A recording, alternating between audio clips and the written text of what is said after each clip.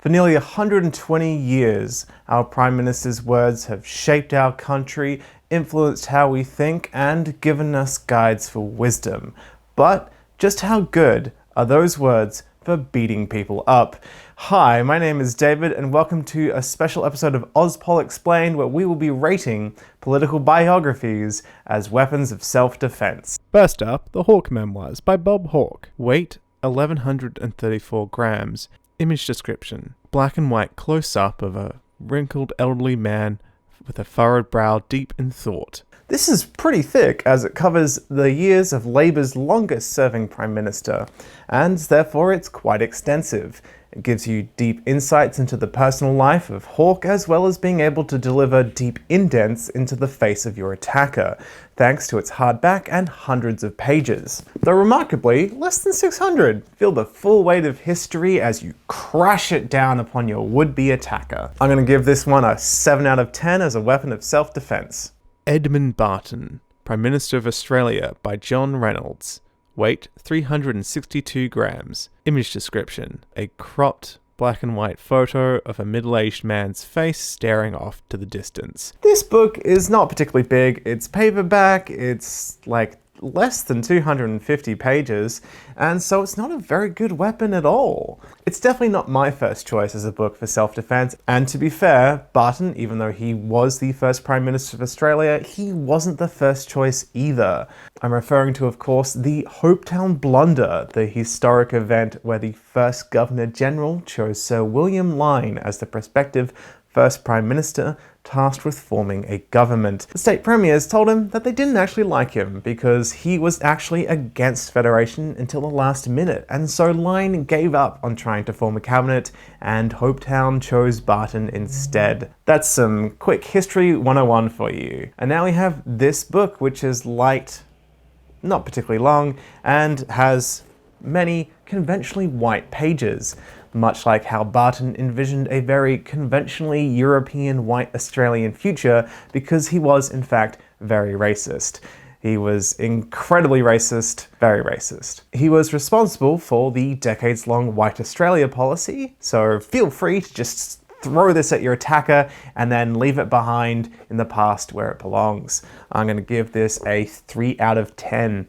A Bigger Picture by Malcolm Turnbull. Weight 1122 grams. Image description: a color photo of an elderly white man looking directly at the camera, his right arm visible resting on a desk or table. Honestly, a behemoth of a book, and it definitely has caused my wrist some issues while holding it in one hand while reading it. Its size is suitable as a weapon of self-defense, much like Turnbull uses this book to defend himself against accusations of mishandling the NBN and marriage equality. The hardback gives it a strong spine, which isn't always present in political biographies, but it is a nice addition. It's also like nearly 700 pages long, which reminds me of a fantasy book. Heft this like a shot put and you will be sure to defeat your would-be attacker in almost no time. I give A Bigger Picture 8 out of 10. Billy Hughes, Prime Minister and controversial founding father of the Australian Labor Party by Aneurin Hughes. Weight 353 grams. Image description: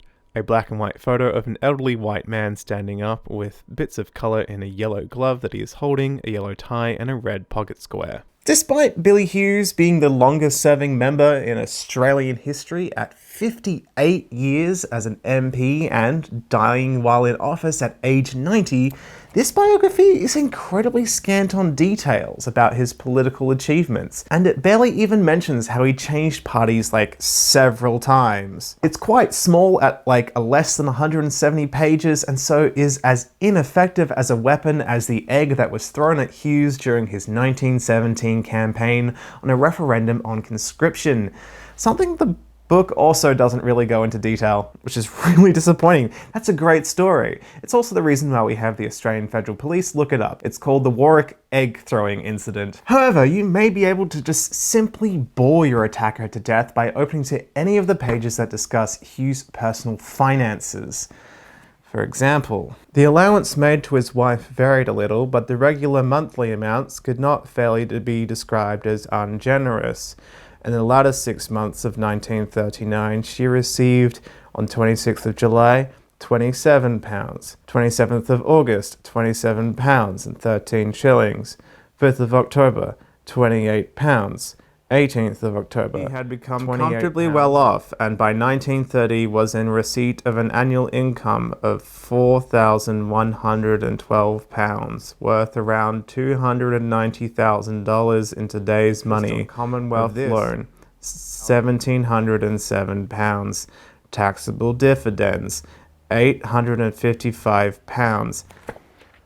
I read this whole book, and it's so boring. 2 out of 10 for Weapon of Self-Defense, and also 2 out of 10 as a book. Recollections of a Bleeding Heart by Don Watson, a portrait of Paul Keating PM, weight 926 grams. Image description, a candid photo of a middle-aged man looking down at papers. The image has been tinted red. This is over 700 pages, so it's pretty big. My copy is paperback instead of hardback, which makes it less effective as a weapon and has more of a flexible slapping power, instead of a solid thumping power. Keating was reportedly upset at this book over Watson's claim that he wrote the Redfern speech, not Keating. Although this is only an okay weapon by itself, perhaps if you say Don Watson is a liar in quick succession 3 times, Paul Keating might feel vindicated and appear much like Beetlejuice, and proceed to violently destroy your attacker with biting quips and iconic insults, as was his custom while in office. No, I don't actually have any idea if it was Watson or Keating who wrote the Redfern speech, so don't at me. I'm not part of this discourse. I give it a good 6 out of 10. Australian Prime Ministers, edited by Michelle Grattan. Weight 866 grams. Image ID, a black cover with 25 small black and white portraits of elderly white men. Another paperback book that would work a lot better as a hardback. It's also less than 500 pages, so it's a little bit smaller than the previous one. However, it does have information on every single Prime Minister up until John Howard, so is full of interesting overviews of their lives and achievements. It's also a decent weight, so it is perhaps a good middle ground between brute force and agile utility. What I'm saying is that this is the short sword of political biographies if we're using sort of like medieval weapons as our analogy, which sounds a bit archaic and draconian, but so was the White Australia policy, which was supported by several of the prime ministers discussed in this book. So just throw it, just whack your opponent with it. I give this a good 5 out of 10. Lazarus Rising by John Howard. Weight 1181 grams. Image ID, a close-up color portrait of an elderly white man with big eyebrows and glasses. John Howard's biography title is a reference to how he lost and regained the leadership of the Liberal Party multiple times, like Lazarus with a triple bypass, as he would put it. Your attacker, on the other hand, will have no such luck in rising up again, as this has over 650 pages of Howard's memoirs to hack and slash at them, just like Howard's first budget hacked and slashed at funding for education, social services, and health. Good thing, however, that Howard did put tight gun restrictions in after the Port Arthur massacre, so we live in a society where muggers don't have guns, and thus throwing a political biography is a semi-reasonable form of self-defense.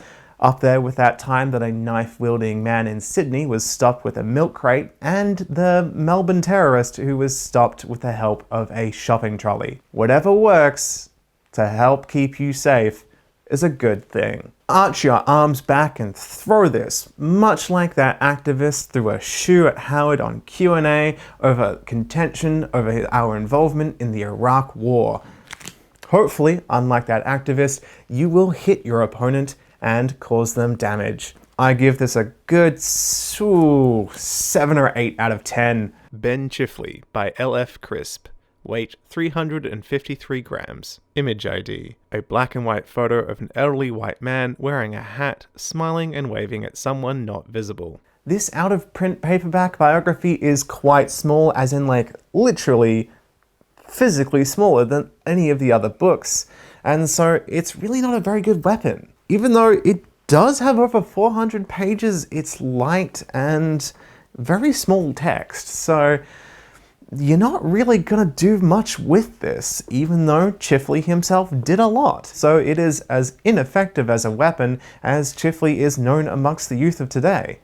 Chifley who? Your attacker will ask as you fling this rare tome ineffectively at their face. Although he did create ASIO, the security intelligence organization that keeps us safe, his biography unfortunately will be unable to keep you safe. Side note, this costs so much money on eBay, and I found it for $2 in an op shop, so haha, success. But that does technically mean I have more money for a mugger to stab out of me, unfortunately. I rate this 1 out of 10, and I also forgot to say that during filming. Chifley, by the way, was like the last Labour Prime Minister for like 20 years.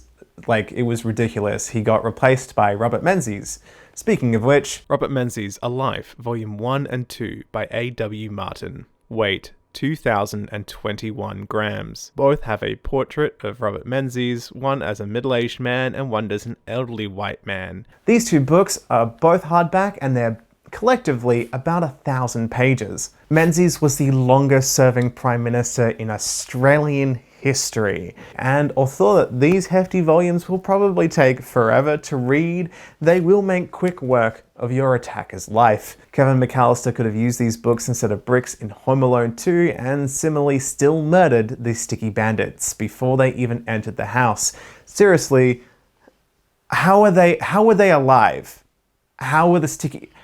Home Alone 2 is the story of he should just murder them like several times over. Kevin McAllister is a menace and he should be stopped. He should be locked up. Unlike the minor recession in 1961, which nearly lost Menzies his position as Prime Minister, these books, on the other hand, will cause a major recession in your mugger's body and a near loss of life. It hurts. It's starting to hurt my wrist to keep holding both of these books. Dual wield them as both a shield and a weapon. It'll be great. I give this a 9 out of 10. My Story by Julia Gillard. Weight 926 grams. Image description. A portrait of a red-headed white woman looking directly at the camera, dressed in white. Okay, so first off, what a terrible title for a biography. My Story is like a dime a dozen shorthand for a way of going like, hey, this is my autobiography.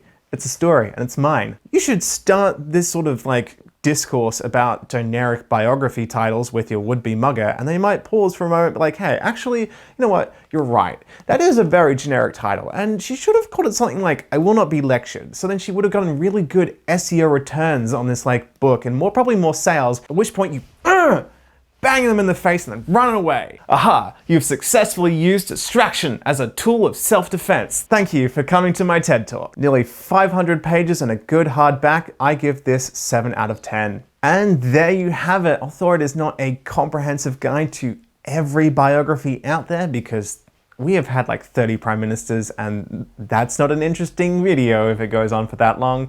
This is a great rundown of the various tools that you may have at your disposal if you happen to be both in danger and also interested in learning more about Australian politics. I personally keep a laminated photo of Kevin Rudd that's been sharpened to a fine point to stab people with if I'm ever in distress. Also, quick shout out to my local library for helping me obtain some of these books. I only actually own half of them. So support your local library and potentially support me on Patreon so I can buy more books.